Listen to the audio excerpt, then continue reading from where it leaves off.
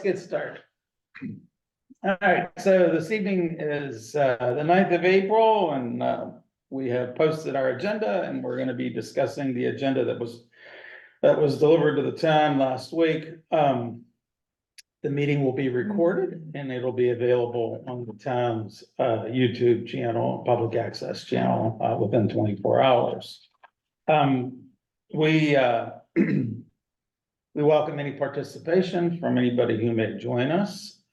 And, you know, one of the things that we really haven't talked about, but I'd like to continue to keep the hybrid format. I mean, I think this is the best way for us to engage the public, you know, doing it both ways. And the technology makes this fairly easy. The setup has been working very well. I come here and I'm on into the Zoom process very quickly. So, and I have, this is kind of I'll jump ahead a little bit here, but I have told our potential member, Kim Duffy, I had mentioned to her that we were going to a new Thursday night, second Thursday of the month meeting date. And I have not heard a response back from her, but one of the things that I hope is that it'll make it easier for her to be a participant. And if she isn't, then we'll just have to continue to look for another member. All right, so I'd like to get a motion to approve our meeting minutes from the 12th of March. Once again, William, thank you for doing those. Is there a motion?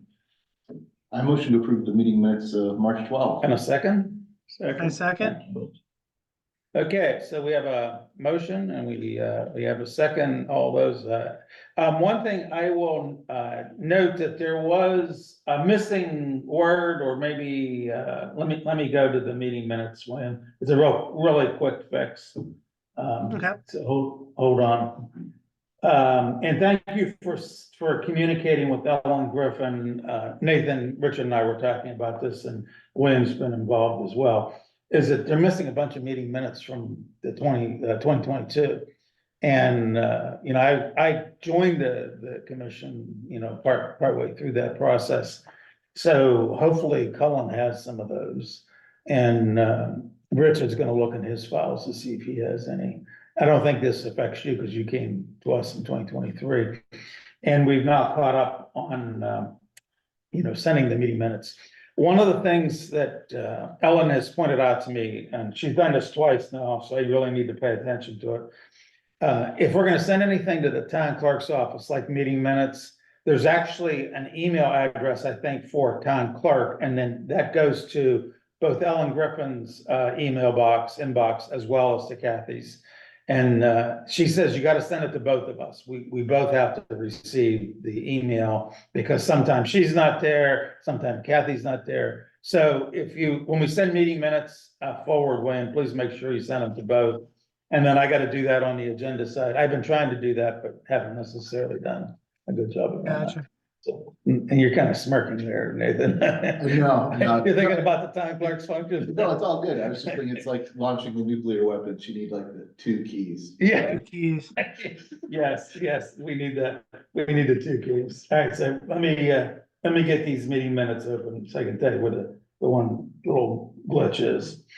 All right. Gotcha. I have them up so I can correct it on the spot.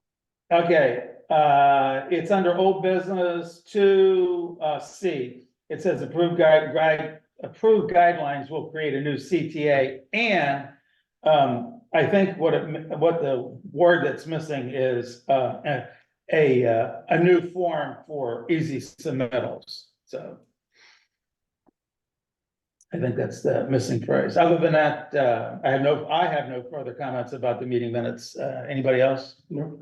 Okay, so all those in favor say aye with the amended. Aye. Okay, so meeting minutes are approved, and William, you'll make the change and send those to both. Change is already made. And to Kathy here.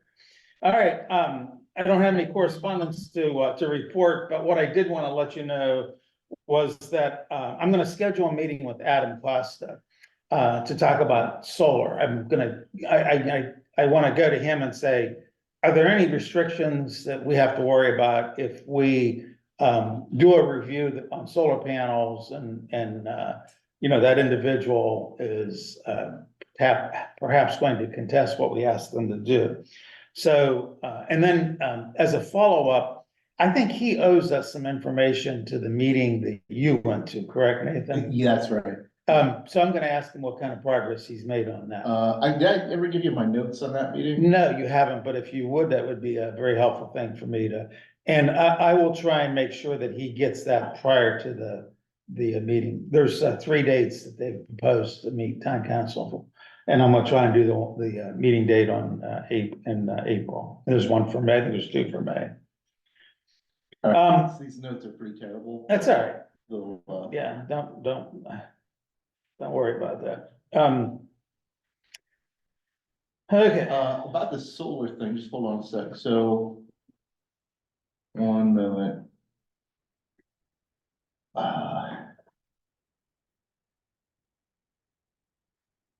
Do you guys want the solar note, or the notes for the Costa as well? Richard and William. Yeah. Okay. you know, I sent an email to Matthew Brenner, who's the chair of the planning board. And he's the one who had said at the special time meeting in November, oh, the planning needs to take a look at changing our solar regulations and bringing them up to date. I've not got a response back from him. No, it's only been a week, so I'm not overtly concerned about that. But I still think that if there's gonna be changes made to the town's solar regulations, that we should be we should be working in conjunction with them. Now, and I also understand, Nathan, that it's like, we know what we wanna do, we should go ahead and do it, and I think that we will. No, that's fine. I think it's good to do what you're saying, just coordinate with 100%. That's good. I think just to be clear though, just like with respect to our piece of it, Mhm. like we were never responsible for the whole, everything about installing solar. Like Right, there's like kind of different concerns that different boards, the zoning board as the building, oh God. Board of Zoning Appeals, No, who's our building commissioner. Building commissioners, probably responsible for enforcing the bulk of it. There may be some approvals that are needed to be granted depending on what it is. Some stuff is by right or whatever. I mean, ours is a pretty narrow approval in terms of like, does this comply with the goals of the goals and whatever? Yeah. And bylaws of the APD bylaw. So the criteria, the APD bylaw, and what we talked about last time is we're gonna we're gonna make those so that that's basically certain easily evaluable conditions are essentially by right. And then if something didn't clearly fall into those conditions, then it would come for us for some sort of adjudication purely with the lens of, does this meet the APD criteria? Right.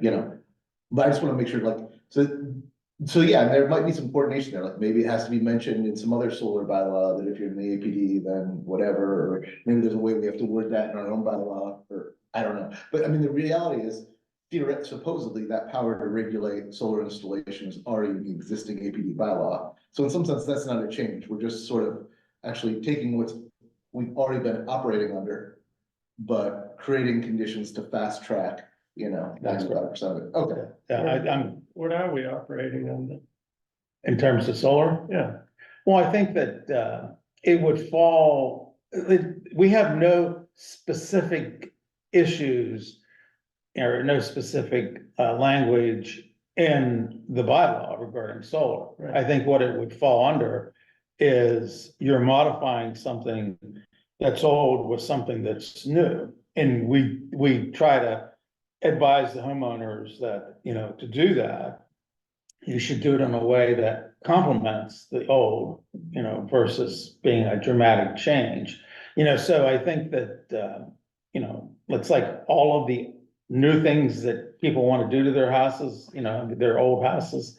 I think that that's kind of the guideline. We would say, hey, if you wanted to do something to your house that's in the backyard and not visible, from a street sight line, that we would be, more flexible with that, yeah, versus you trying to do something that's on the street side of the house that would be a new material impacting an old structure. and then they say, well, the heck with that, I'm just putting them on there. Then what do you do? Nothing. No, I'm gonna say, then now we're in a different world, you know, that we would probably go into a public hearing format. And we would discuss that, and then based on the conversations that we have with the homeowner, after the public hearing is held, that we would make a decision to either approve it or deny it. So that would be the CTA. Yes, absolutely, absolutely, Got it. yeah. Okay, any other comments about solar and then, Yeah, I do actually, so the. We should check to see. The thing, I think this would be good as you're talking to the planning board. To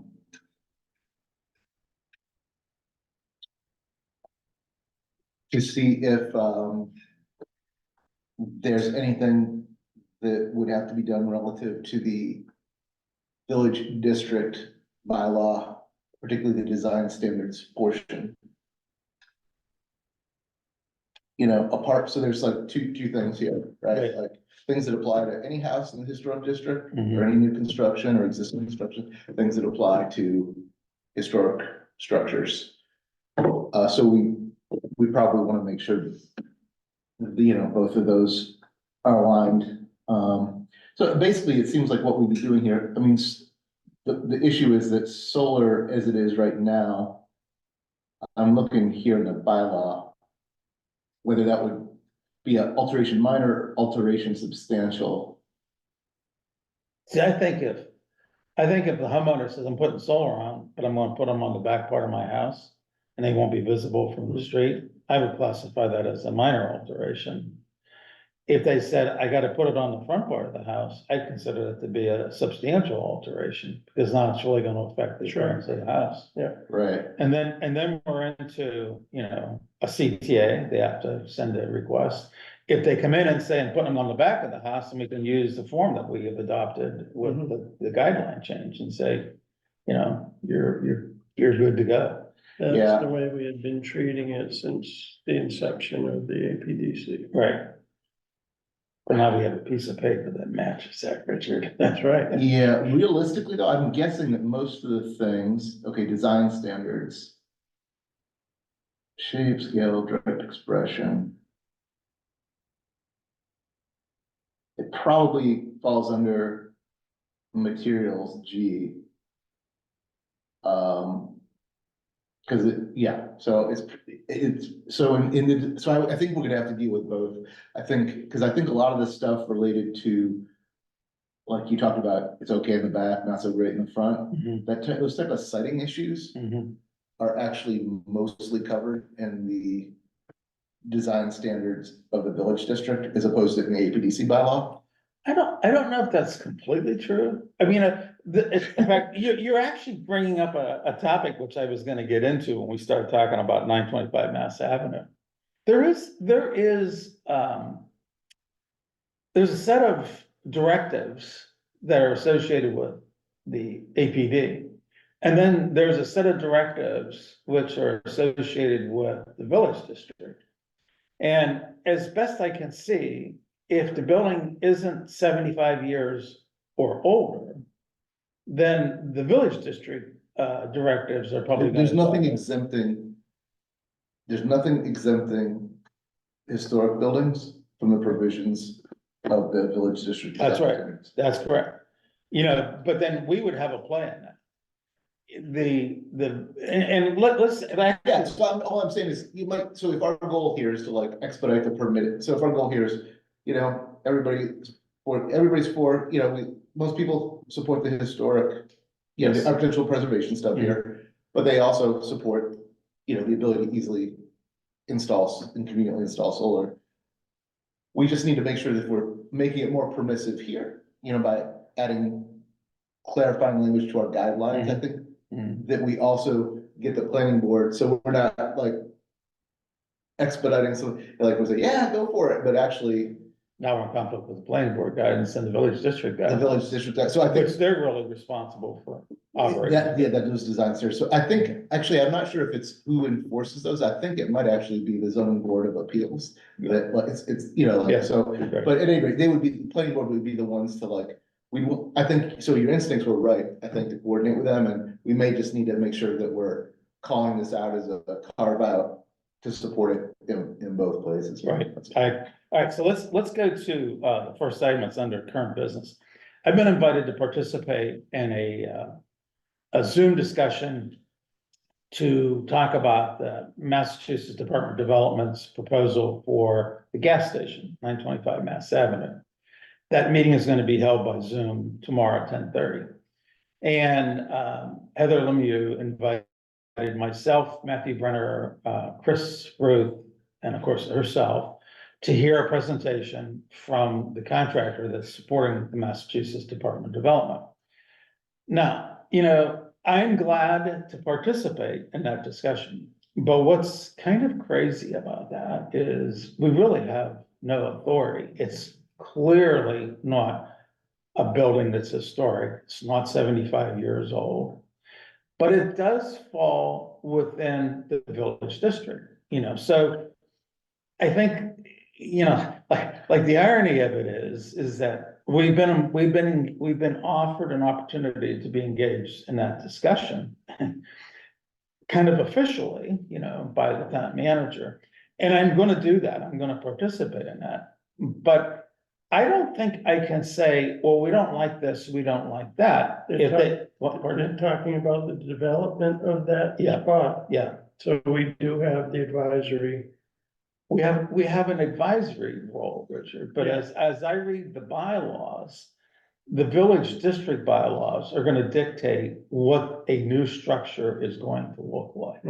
Now, the village district guidelines, they have a lot of meaning to them that would support, a historic downtown area.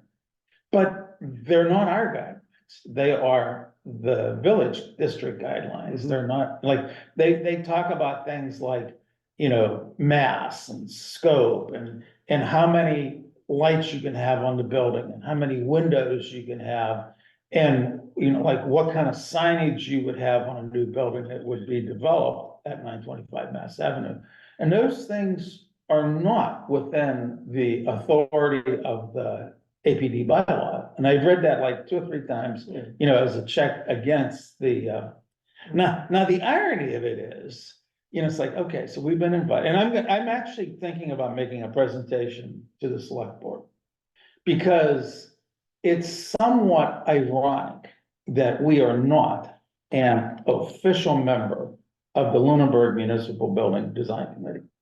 Because it is all about a building that qualifies as an old building, and it's all in the architectural preservation district. And, and I never have quite understood why we were not invited to be a participant, an official participant. In fact, when I listen to those conversations, I'm listening as a member of the public. And my participation doesn't count as a quorum. Like, we've had meetings where if they would have counted me as an official member, we would have had a quorum to have a conversation. It's happened twice. And it's like, here we sit clearly with the authority, in the bylaw to have an official play in that conversation. The other place where we should be an official participant is in the master planning committee. That's a subcommittee underneath the planning board. And I don't quite understand why we weren't invited to be a part of that, because I've gone to all the public meetings that the town has held with the consultant. And then there's only been 2, there's gonna be a 3rd. And I participated in the surveys, and I participated in the discussion about the survey outcomes at the 2 public meetings that have been held. And there are 2 themes that have come through both of those meetings and in all of the surveys. Everybody wants to preserve the historic nature of Lunenburg, and everybody wants to preserve farms in Lunenburg. And there's a lot of other little bits and pieces, but if you read the summaries of the discussions, and it's kind of like, so why are we not participating in that? Is it historical commission? But, Is it historical commission on there? you know what? No, No, I don't think so. it's And I not don't, our jurisdiction. what? It's for the center of town. It's not a. The master plan involves the whole town. Now, now, if they came back and said, well, we're gonna invite a member of the historical commission, then I would say, okay, because now the historical perspective is now being represented. It should be. Yeah. It's important. So, I wanted to kind of get your feelings for actually, I want to listen to the conversation tomorrow, to find out how much of a role should we play in the development of 925 Mass Avenue? And I will report back to you on that The conversation. intent of the APDC in a situation like that was to advise on the architectural Integrity with the staff. of what, yeah, of what they're going Yeah. to do, that having our opinion that, all right, this structure fits in with the general architectural appearance of the street, right? Yeah. So we're not, all of a sudden, so, there was a restaurant like McDonald's was there, Yeah. and they have these big yellow. Glass and Yeah, steel no, kind of no, stuff. It's not good, it's gotta be toned down, so that it doesn't upstage the architectural appearance of the street. I think that if you look at the village district bylaw, it would have more of an influence over making a new structure blend in with the historic nature of Lunenburg, of downtown, of the architectural preservation district. Mhm. Yeah, do you know where that's? I mean, first of all, I don't think regardless of what's codified, it seems like a good idea, and nice that they thought. Yeah, Listen, it was, what Richard is saying makes sense, Yeah. provide feedback. yeah. Early feedback on that makes sense. Do you know where that's codified, is that I codified? don't remember, that was our understanding from the beginning when we were coming up with the guidelines that, that was, through our discussions, I don't know, if there's reference in there or not. Maybe it's in the village district bylaw, it's possible, but I mean, it makes sense because it would either be, I mean, it's a little bit of a weird situation, because if I'm not mistaken, that stuff is sort of over, like, the building inspector would go to the zoning board of appeals to Mhm. determine like compliance for most of that stuff. Right. And, if I'm not mistaken, and so not the planning board. And the Well, plan- So no, for like compliance with the design standards of the village district bylaw. those are under the planning board. Someone can ask for a variance of the village district, requirements. And then they would go to the zoning board of appeals. Okay, Yeah. okay, it's the appeals process. Yeah. Okay, yeah, so I mean, you could see, but that's cool. I mean, I think it's, if it is in there, great, and if it's not in there. There's an item that's our role is no, it's just an advisory. Advisory role. I think that language is actually in the village district. In the village district, great, What language? That word advisor. Yeah, it is, yes. so. So. Is it worth, I mean, like, I've always kind of felt like, the Lunenburg Municipal Building Design Committee's work has kind of been set aside because of all the issues that came before the town last year with the tax assessments. And, we were actually gonna make a report. The committee was gonna make a report at the special town meeting. But because of the groundwater issues and that change to the well field protection regulations, that extended the life of the special town meeting to such a late hour that Michael Ray Jeffries pulled that report. But we're gonna come back, and I wanna participate in the Lunenburg Municipal Bill. I think that the Architectural Preservation District Commission should have a representative on that committee in a formal official capacity.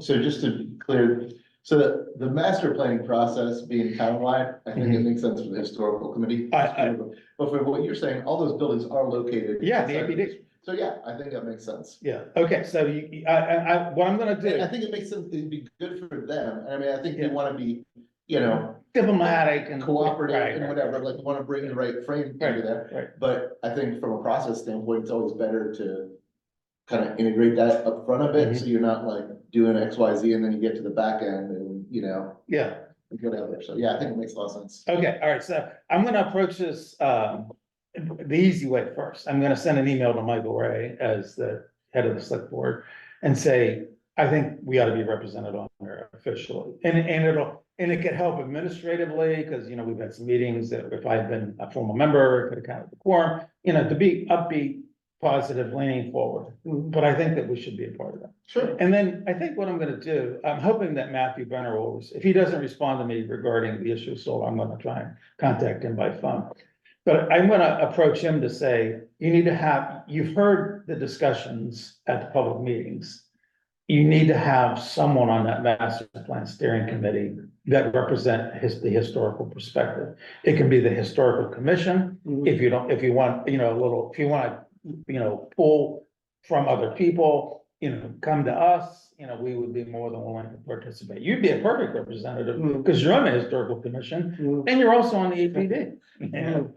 So, I'm gonna, because I think that when I look at the agenda for us, I think that this is the way to make sure that long-term, we get the desired results, and that is, we don't have McDonald's in downtown Lunenburg, you know, in a traditional, you know, glass and steel McDonald's. And we don't have houses that are transitioning from something old to something that doesn't look old. And I think that we need to be a participant in both these processes. All right, I will report back to you after we have the Zoom meeting and let you know how that turns out. Okay, we have officially posted that we're changing our meeting minutes to the second Thursday of the month. I cleared that with Ellen Griffin and the town calendar, she's aware of it. When I sign on to Zoom, I told Heidi Spiney, she's the lady that sets up the Zoom meetings. And she has to make a change in how she schedules, but she said she'll take care of that for our May meeting. And so we're set to do the second, and that actually not only, I think, will accommodate maybe Kim coming as a member of our committee, but it also accommodates me because I now have a conflict with Tuesday nights on another volunteer activity. Okay, old business. I had sent, did I carbon copy you when I sent a note to Michael Ray and to Heather Lemieux the day after our meeting in March? On my March 13th, I sent them a note that said, we've changed our guidelines, we've approved them on March 12th, in accordance with the APD. The select board has to be given 35 days notice before we can implement the change. So I also offered to come and brief the select board on the changes, what we proposed. I've not heard from either Heather or Michael Ray. After tonight's meeting, I'm going to follow up with both of them and ask for them to acknowledge that I've you know, we sent this to them. And I'm also going to say that effective the 17th of April, the new guidelines will go into effect unless you tell us not to. So, and then we'll have to, once the guidelines will go into effect, we'll have to make sure that copies, I'm gonna have to probably get Kara, the town's IT person, in fact, I'll probably start this with her tomorrow, is to get, what I'd love to have is a form that occupant, a resident can fill out online, you know, that turns into a PDF. So changes, once they do it, they lock the changes, and then that would be something they could email. The way it would work right now is that someone would have to, we'll post the new CTA, we'll post the, you know, the new short form for minor alterations, we'll post those on our webpage. But it would require someone to download it, you know, fill it out, scan it, and then email it to us. What I'd love to have is a way to get them to just open up the form, fill it out, lock it, and then email it to us. So Kara's gonna have to help with that, because I can't do that on the town's website. Can you think of anything else that we should be doing? William, can you think of anything else we should be doing in terms of making the process more user-friendly via the internet, the town's website? I definitely think the fillable form online would be nice for anybody. Something that they can click on, fill out, and then, you know, have an option to save and send. Yeah. Versus the save, print, sign, Scan, send. yeah, scan, send. And if they have any issues with that, I'm pretty decent at Adobe making the smart forms. So if they need any help with that, I can step in and help. Do you have Adobe on your machines? I have a version of Adobe that I can use, yeah. Okay, I don't. So I may call, if Kara can't support us, the town's IT person, I may ask you to help out with that. Sounds good. Okay. Any other comments about the guidelines, implementation, notifications? All right, 50 Main Street, Nathan, any luck in getting a hold of someone to? Yeah, I apologize, I've been a little bit negligent, I went over and talked to a representative of the condominium association, which is Rob Owen. Also a tenant there, or whatever, kind of occupant for his business. Is he running a security business? No, he's a lawyer. Okay,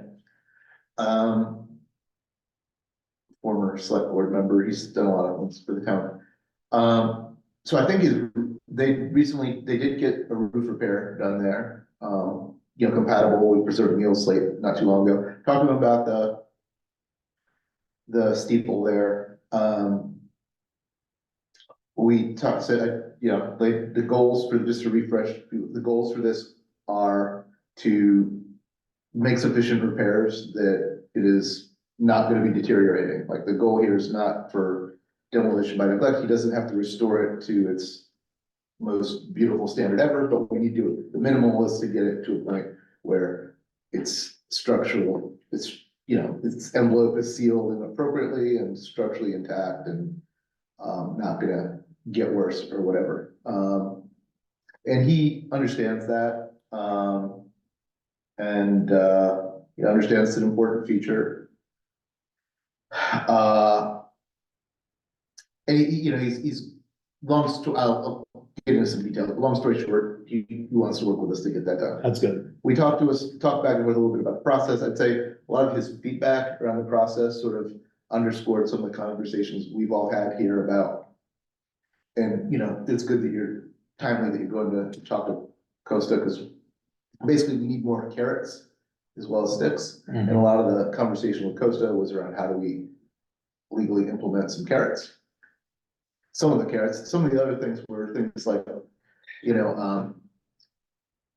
I think we've talked about this before, but it was interesting to hear it from him, someone on the other side of the issue, basically like, he asked me, do you know any contractors that specialize in this sort of thing? So we had talked before, I think, about putting together a list of contractors that specialize in historical repair or, that sort of renovation, that sort of thing.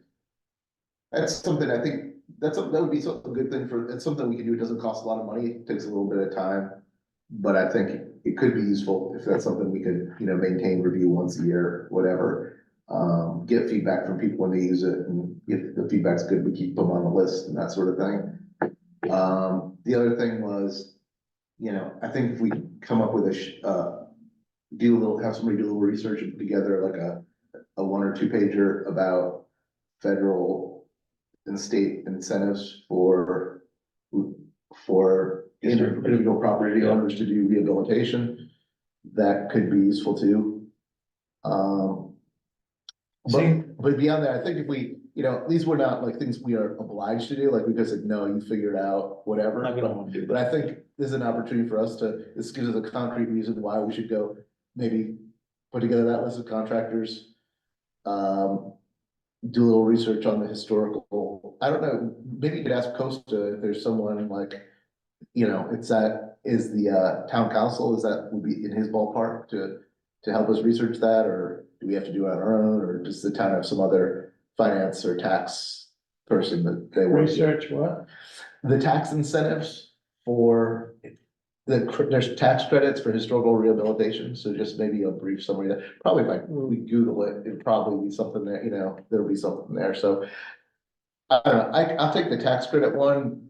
Robert, would you it seems like the contractors thing, do you have pretty good connections there? Do you want to do some research there, or do someone else want to? I don't mean to single you out, it's just like, seems like that's kind of right in your wheelhouse somewhat. What are you asking? Put together a list of contractors that specialize in or have significant experience doing historic repairs and renovations. Yeah. That's an easy one. The mass, Yes, sir. the mass listserv for, Yeah. I mean, that's a You want- constant. You want local people though. Yeah. So it's convenient, you Yeah. know, there's a cost, to having somebody come from an hour or 2 hours away. Right, Yeah, but like that's been, like every time I open up one of the emails, I don't, have you signed up for the list? No, The list, it's really, so it's just send it to them. Yeah. You can forward it to them. well, yeah, I would say let's put something together. Yeah, that would be, If you can boil it down to like people within whatever, 30, 40 miles, whatever you think's appropriate. yeah, so he's thinking of hiring somebody to work on the steeple. He understands that, that's something he should do and, is required to under the bylaw. And he does care about they've done a lot of work on the property over the last few years, so they, it doesn't take a lot of arm twisting and convincing here. Does he have did he save the original parts to that steeple or were those trashed? I did not talk to him about that. I'm actually gonna send you, just so you can kind of get a feel for the discussions. William, have you signed up for this, Massachusetts Preservation, email listserv that's out there? Have you looked at that? I have not. I'm gonna send you a copy of it too. I think, it has, in fact, we're on, Lunenburg is on the current running email. Yeah. Were you aware of that? Yeah. You wanna talk about that? Because I was actually shocked when I read that this morning. Shocked about what? I was shocked that that the town is allowing that, that to take place. Why don't you brief Nathan and William on that? Well, yeah, can we wrap up on 50 Mass Ave? Yeah. Any other questions about Yeah. 50 Mass Ave? So we No. don't have a firm timetable. We've had a good conversation. I think we're in agreement on what the parameters are, repair to the level that it's protected from Mhm. further deterioration. I think I told him I would bring this back. So I would say if we can put these two pieces of collateral together to support his efforts, I think that we can have the conversation about kind of moving the ball back over to his court. Yeah, that's on the National Historic Register, isn't it? Do you know? It's within the district, so it would qualify. Oh, he's talking about for tax purposes. Yeah. I don't, we should check. That's a good question. I'm pretty sure it is. And that was done with the original survey for the National Historic District. And that building's part of it, I'm pretty sure it is. So your sense is he's gonna do something soon, not soon? Well, I think that, once he gets some estimates, that'll help. Do you see there being, did he recognize the need? for the Yeah, repair? he understood that it sort of incumbent upon the condominium association there to address the situation. To fix the. Yeah, Okay, well, that's good. The association is how many? two, I think, 2, 3. I think there's actually one less occupant in there because Pixelated Technologies Okay, bought the Gilman Law Building next to Town Hall. And they were in there. right. Because their trucks were all parked in their parking lot. So. And I don't see their trucks parked in that parking lot anymore. Well, that's good. I'm glad to hear that. Thanks for taking the time to do that, Nathan. No, And I completely agree that, from looking at all these emails where people, I mean, it's like one of the most common requests, I need somebody, Richard, you were listed in there as a source of, like, someone said, hey, I need someone to help with restoring some masonry signs in Groton. And someone came back and said, there's this guy, Richard McGrath, and he is really good. So that's, I'd say probably 1 out of every 3 emails, it's somebody saying, hey, I need to find somebody that Right. can do this work. Yeah, So- Yeah. there's a lot of sources there for different things. So you'll take that on, kind of give I will. some listings. I mean, it's all about like removing those barriers, so we're not minimizing the hassle. It's gonna be a hassle for them because they're gonna have to do something, but like we can take those first steps out, Mhm. who can do this and give me an estimate, like, am I gonna get any help from, paying for this in terms of tax credits? And then, the next step is like, eventually maybe we'll have some more to look at right now, then they can get to the next part, the last part, which is figuring out how to finance it or whatever, Yeah. but, There's a lot of strings attached the historic tax credits. And it is a potential, but it's complicated. I mean, it's, someone has to be willing to do it's filling out the forms, sending the forms to the state, getting the state to buy off on it. Sending, the state then comes back and says, you've been approved, to pursue federal, and then your accountant also has to help, like if you're a business, most likely you're gonna have, by the time you get done, it makes sense for multi-million-dollar projects, because it can be a huge source of revenue, for a multi-million-dollar project. I'm not so sure it applies what I know right now, but having a cadre of technicians, tradesmen, craftsmen, who can do the repair work, I think that's one we can really help on. Yeah. We'll do that. Okay, Richard, tell me what's going on with, the funeral home. There was a demo delay application for 763 Mass Ave, which is the old, was the funeral home.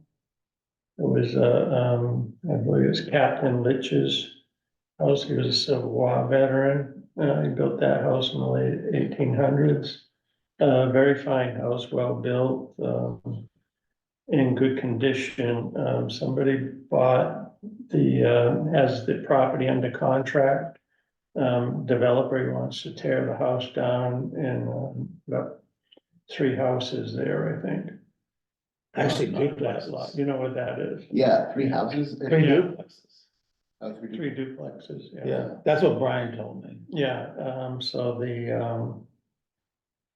so with the historical commission viewed the property, found that it was in good condition, and it was a historic property, and there was, no reason to tear it down. It was an asset to the town architecturally and, the way it's sited there and everything. Oh, it's a gorgeous site, yeah. Yeah, and so we had public hearing, the very nice man, David King, presented, he's the real estate agent, presented the case for tearing it down, and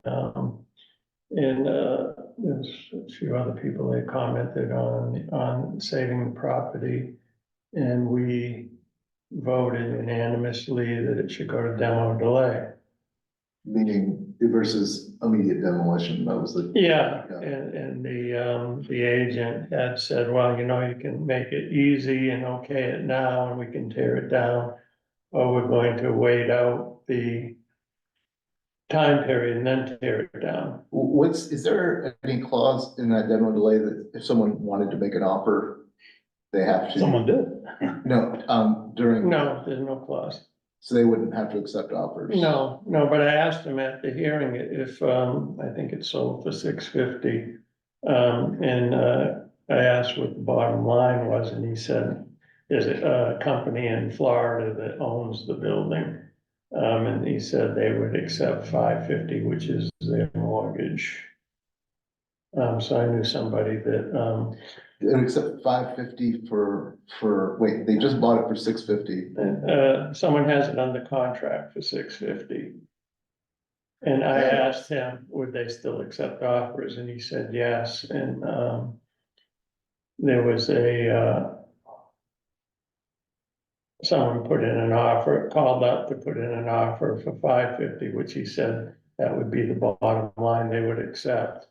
And they refused it and said, no, they were tearing the building down. Now, the historical commission has a process where they have to, every 2 months, they have to fill out a form saying, what they're doing to save the building, preserve it, sell it to someone who's gonna restore it or move the building, but preserving and keeping it intact. So what's the timeline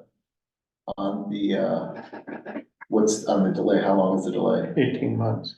Okay, so I think we should, I think the solution here in this, so I think there's 2 things we should be thinking about. And I would just, You know, correct me if I'm wrong, but I think we all appreciate the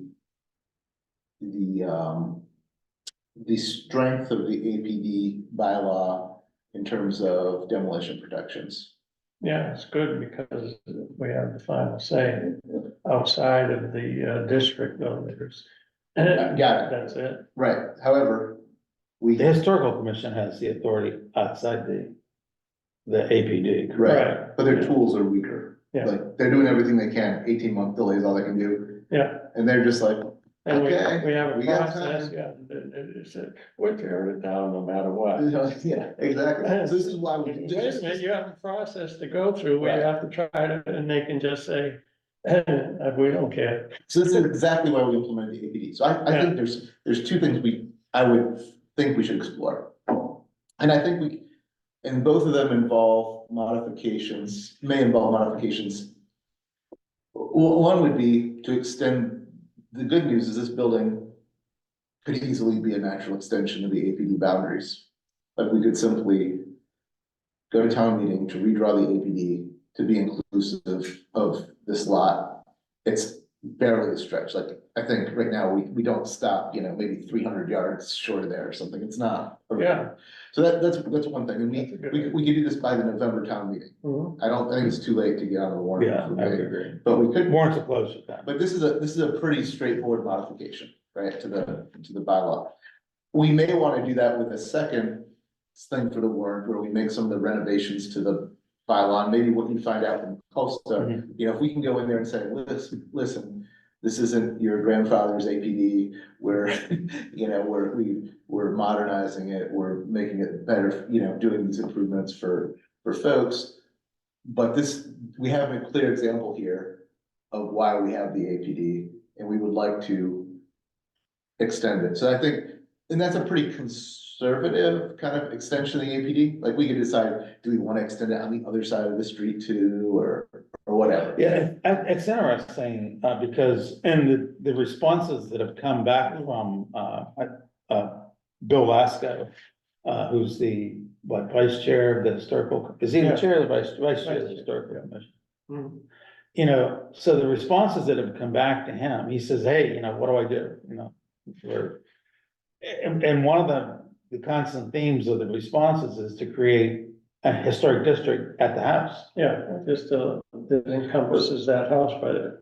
But the that could be extension of charged the with smart APD zoning, yeah. makes more That would sense. charge us with spot zoning if we just do that house. Right, But if we say this sort of demonstrates the need to expand the architectural preservation district, this is clearly a clear landmark that you are entering the historical district. You should come up this historic highway, and you see that house beautifully set on that point facing, your drive, all this. But the other option is actually to say, you know what? We should, I mean, I think, this is not as conservative an approach, is to say, the fundamentals of the APD are strong. We would, and I'm not talking about the village district design law, I'm just talking about the APD. We want to extend the APD across the entire town. And that would protect historic structures across the town. And there's some beautiful historic buildings that are not in the APD, beautiful farmhomes, Sure. this and that. And so, I mean, I think we could take both of those into consideration. I think the main objections are gonna be, I mean, there have been cases where, let's just say, our process has maybe been, one could make the case, not sufficiently streamlined or a bit too onerous. So I think it's incumbent upon us, if we're gonna go for, especially if we're gonna go for the townwide extension, to show that we are, right. we're kind of, it's not gonna depend on who's sitting on this board, we're gonna firm up some of the improvements we're making, not just in the guidelines portion, but in the bylaw itself, to ensure property owners that they're not gonna get screwed by this.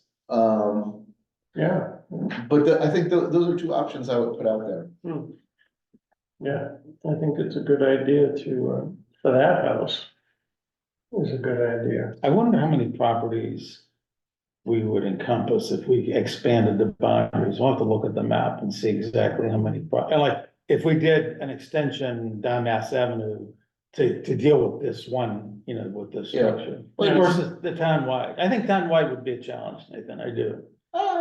I'm not so sure. I mean, there's already, the historic commission already has a demolition delay. Is the demolition, the argument for that is the demolition delay. Gives you time to do things like this. It's just a, well, yeah, it does, but it's kind of a little bit of a joke, like, you know, I mean, the developers are thumbing their nose at us, you know, and. We can still, as long as we're, you know, there is still, it doesn't mean we're never gonna knock down a historic structure. Doesn't mean like Right, we're anti-development or any of that. It just means that the decision isn't gonna be solely in the hands of the developer. It's gonna be a community decision. And, yeah, one that I think reasonable people, you know, I think, for example, you know, developers who, if there is a piece of property that's really an important location for some particular purpose, a developer will say, you know what, I hear you. I wanna move the structure. yeah, You know what I'm saying, or something like that. sure. But it makes people kind of play ball and work together as opposed to, I got 18 months, I'll see you back here, Yeah, exactly, you yeah. know? We went to 18 months, we had 6 months originally, we went to 18 months because that was happening consistently, people would just wait it out, it was not, yeah.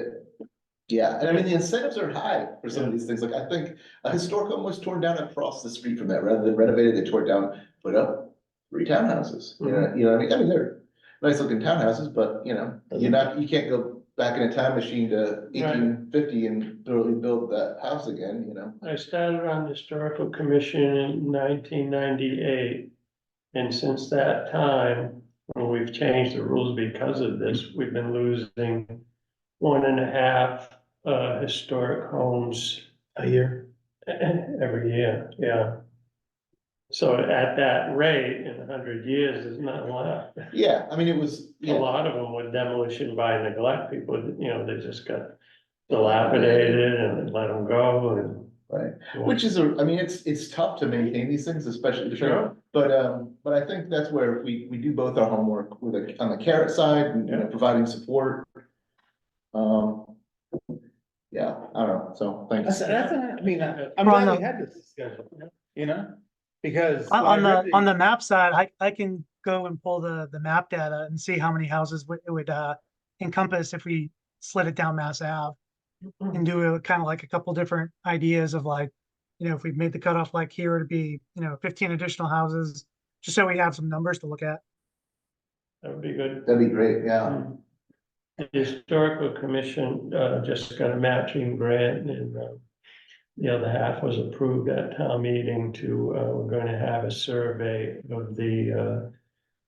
of quite a few houses in town, maybe, 60 to 80 of them. Mostly the ones that are on the Cyrus Kilburn map, but Right. other ones also. So that would be, that kind of data, you know, when you get that would be, I think would be very useful if we Yeah. went and said, let's have an APD townwide. Yeah, So, yeah. when do you think that work would be done, Richard? We just got approval for it, we responded and, Who's gonna do the survey? we hire a consultant, yeah. Do you have anybody in mind to do that yet? I think, Mr. Laxo had, somebody in mind that, was recommended, Mass Historic Commission recommends to, they have people that they recommend. You know, the 18 months is not a long period of time, No, but it is enough time. I think it would be plenty of time for us to do an extension of the Oh, yeah, APD, yeah. include that. well, that's the idea of it, is to allow, and the form that we have for every 2 months to allow for the interaction, of the commission with the applicant, so that we can work out something that the house is preserved and safe. And we have a clause in there now that if they're making a good effort and there's some reason that house can't be saved, we don't have to wait the full 18 months. The commission can approve it in a few months.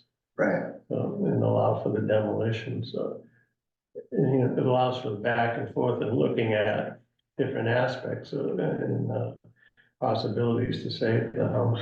yeah, I mean, certainly in this case, it's allowing us to do this, but I think just first of all, like extending the APD over the whole time, I think effectively what we're saying, it's not APD at that point, we're just basically replacing the historic bylaw at that point, I think. So I don't know if there's something about the way we did this as a district that made it more doable. So we definitely will need to talk with council, whether there's a difference between expanding it versus just making it, like replacing this parts of the historic bylaw Right. with those criteria. Now that you're on listserv, you can pose that question and you'll get answers from. I'm not gonna have time to do this. I'm Commission, afraid. just that what you said. It's really What- easy. What is the possibility of When did I having? get on the listserv? Well, I sent you an Okay, example. yeah, I mean, I would appreciate if someone else could take that on right now. At some point I will help, like, retract the bylaw. I'd be doing you a disservice. I said, yeah, I'll do that, like, cause. Well, it's just a question that you type in 15 seconds. Has anyone had experience with, making it town-wide architectural? We need to talk to the lawyer about, there's not gonna be a replacement for that. When we crafted that bylaw, we looked for examples around Massachusetts, and Yeah, it's tricky, like. Our APD is actually. There aren't, I'm not aware of too many that have this level. I mean, it's not perfect, there are things that, like, you Yeah, said, yeah. Dr. Costa, Dr. Shora, but, there's a few examples, because we didn't. yeah, we make used, those- New Ipswich as a Was that it? model. Okay, But theirs was really weak and not in depth. So ours is 10 times what theirs was. well, there you go. I'll add that to the conversation I have with Adam when I meet with them. That'd be great, Yeah. that'd be great. Okay, And maybe, maybe we don't cover the whole town, whatever, but you get the idea, we can figure it out.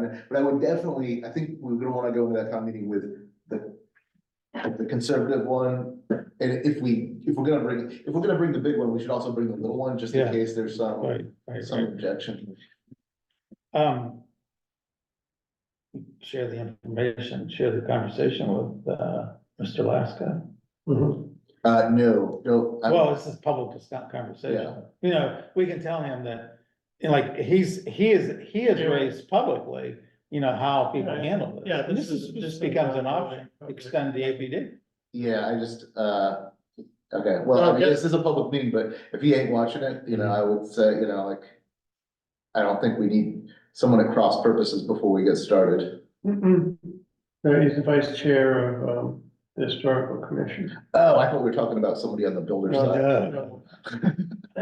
No, I mean, Sorry. because I mean, what's been proposed to him in response to his question of how towns handle this is the spot zoning, which I think is an absolute, a limited historic. and it's the wrong way to proceed. I mean, spot zoning is a disaster. I mean, if we want, if we wanted, that might be an alternative way to cover historical properties across the town. Yeah, It might be to like take those ones up, and then it's not spot zoning anymore. 'cause you're Right, doing it no. for, like, No, it's a four- limited historic district. You can make, like we have a historic district, you can make it for one For property. one property, okay. yeah, Yeah, but if we're doing it like across the town, then it's like part of it's not like you singled out this one place, Right, you know what I mean? right, right. But if we do it with this one place, then that's, Then it's I'm not fine. sure that's where we want Yeah, to be. You no, could I ask- think extend the APD is for that property. It's the wise thing. okay, that's it, this turned out to be a really good discussion. Wasn't planned for it, but I think that's a great suggestion to extend the Yeah. APD. I never thought of that. When I read that this morning, I had, when I met with Brian Gingras, like a month ago, when we were talking about the solar and my attempt to meet Ann Aubrey. He mentioned to me that he'd been in the house because the historical commission had asked them Yeah, yeah, to make a report.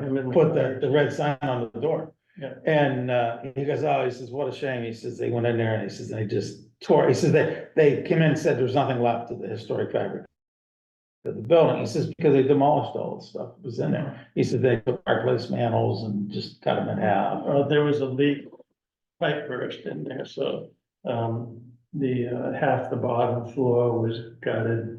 All the sheet rock was taken off and the ceiling plaster and everything, so everything's to bare studs on the first floor. And funeral home had done a lot of remodeling on the interior too, so. It's a nice house though. Yeah, on the outside, it's still, yeah, still really nice looking place. Yeah, is there anything that needs to be done to make sure that they don't accelerate the neglect? We made it clear to them at the public hearing that the building had to be, it's in the demo delay form that they have to, we gave them a packet and it says they have to, make sure that the, building is preserved and not allowed to deteriorate over the time of the demolition delay. But again, it's just us talking, there's no real. No, it's not. There's no Just we real talked- no, date. you The can only- take them to court. The only thing we have is that if they don't have their bi-monthly report in on time for every day it's late, their demolition delay is extended one day. That's kind of a unique feature. Yeah, be nice if it was 10 days and maybe one day. Yeah, okay, coming up on an hour here, actually, we're past an hour. So anything else, for the good of the group tonight? Is that all the business? That's all the business.